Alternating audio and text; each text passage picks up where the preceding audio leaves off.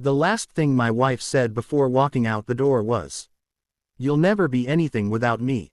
Then she grabbed her suitcase, climbed into another man's luxury car, and disappeared from my life.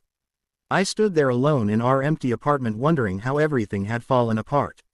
7 years later, she walked into my office for a job interview. And she had absolutely no idea who owned the company. Intro CTA. If you've ever been underestimated, betrayed, or told you'd never succeed, today's story is for you. Hit that like button, subscribe, and get comfortable because this story has one of the most satisfying karma moments you'll hear all week. Let's begin. Story. When I was 28 years old, my life looked pretty ordinary.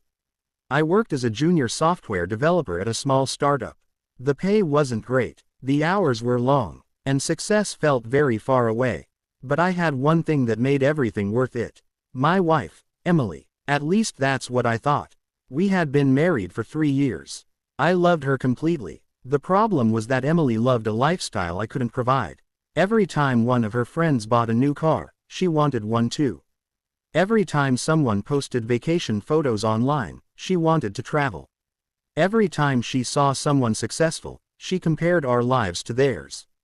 At first it was small comments. Then the comments became criticism. Eventually the criticism became constant. "You work too much. You don't earn enough. When are we finally going to have a better life?" No matter how hard I worked, it was never enough.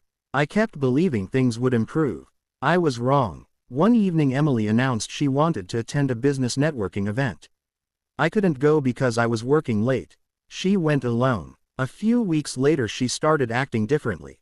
Protective of her phone. Coming home late. Always distracted. Deep down, I knew what was happening. I just didn't want to admit it. Then one Friday night she sat me down at the kitchen table. The expression on her face told me everything. "I think we want different things." Those words hit me like a punch. "What are you saying?" She sighed. "I can't live like this anymore." Then she told me about him. A wealthy CEO she had met at the event. Older, successful, rich, everything I wasn't. The conversation lasted less than 20 minutes. 3 years of marriage ended in 20 minutes. As she packed her bags, I stood there completely numb. Then she delivered the line I would never forget. "You'll never be anything without me." The door closed, and just like that, she was gone. For months afterward, I felt destroyed. Every room reminded me of her. Every photo hurt. Every memory felt like a wound. I stopped sleeping properly. Stopped eating properly. Stopped enjoying anything. Friends tried helping. Nothing worked. Then one night, around 2 a.m., I looked in the mirror and barely recognized myself. I looked exhausted, defeated, broken, and I realized something. Emily had taken enough from me already.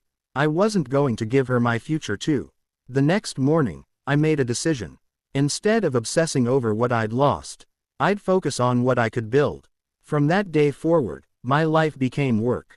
Not because I wanted revenge.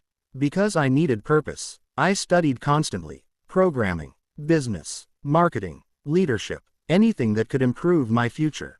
While other people watched television, I learned new skills. While others slept, I worked on side projects. Years passed. Slowly, opportunities appeared. A small freelance project became a larger contract. A larger contract became a business. The business hired employees. Then more employees. Then entire teams. By year 5, my software company was generating millions in revenue. By year 7, we occupied an entire office building, hundreds of employees, clients across the country. The kind of success I once thought was impossible. Ironically, the life Emily always wanted. Except she wasn't there to enjoy it. And honestly, I rarely thought about her anymore. Until one Monday morning, I was reviewing interview candidates with our HR director. Normally I didn't participate, but this particular management position was important. As HR flipped through applications, one name caught my attention.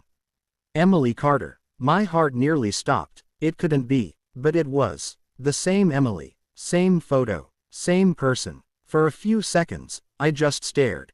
7 years. And suddenly she was right there on a piece of paper. The HR director noticed my expression.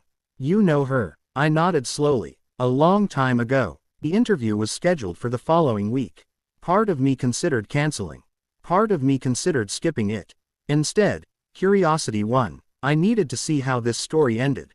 The day arrived. I watched through a private glass panel connected to the conference room.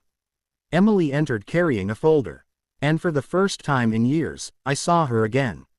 She looked older. Life had clearly been harder than she expected. The confidence I remembered was gone.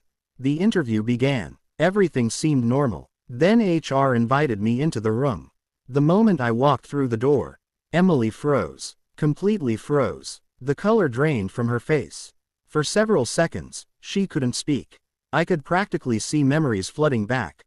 The apartment, the divorce, the words she said, everything. "Hello, Emily," I said calmly. She stared at me, then at the company logo, then back at me. Slowly realization appeared. I owned the company. The same man she once called a failure now sat at the head of the table. The silence became painful. Finally she whispered, "You're the owner." I nodded. The look on her face was unforgettable. Shock, disbelief, regret, all at once. She tried making conversation, asked how I'd been, talked about old times, but the dynamic had completely changed. The interview ended awkwardly. Before leaving, she paused at the doorway. Then she said something quietly. "I was wrong about you. 7 years earlier, those words would have meant everything. Now, they meant nothing, because I didn't need validation anymore. Not from her, not from anyone." I simply smiled and replied, "I know." Then she left, and that was the last time I ever saw her. Climactic payoff. The most satisfying part wasn't seeing Emily regret her choices. It wasn't the shocked expression. It wasn't even hearing her admit she was wrong. The real victory was realizing her opinion no longer mattered. For years I thought success would feel like proving people wrong.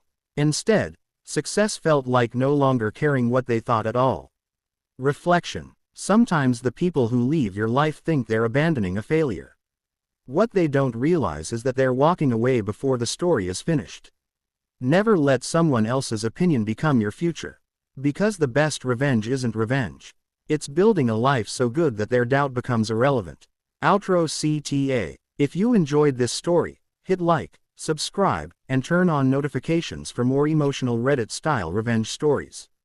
And tell us in the comments. If you were in my position, would you have hired Emily, or shown her the door?